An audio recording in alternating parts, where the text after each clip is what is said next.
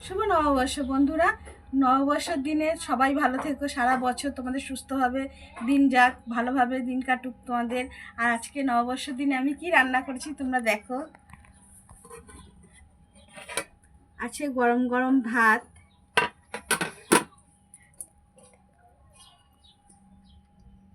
আছে ডাঁটা, আলু বেগুন দিয়ে চূর্ণ, ওই চিংড়ি মাছ হয় না, ছোট ছোট চিংড়ি মাছ, ভুসো চিংড়ি যেগুলো বলে, ওইগুলো দিয়ে রান্না করেছি। ওটা শুটকি চিংড়িটা, ওটা দিয়ে রান্না করেছি। আছে পাট শাক ভাজা, আছে ডাল শুকনো,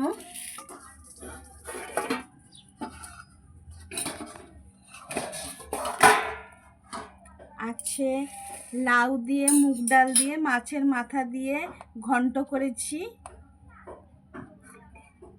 আর মেয়ের জন্য একটু ডিম করেছি, আর আছে ভোলা মাছের ঝাল, শস্য বাটা দিয়ে ভোলা মাছের ঝাল করেছি, ধনেপাতা দিয়ে দিয়েছি। কেমন হয়েছে দেখো, কালারটা দেখেছো? আর সাথে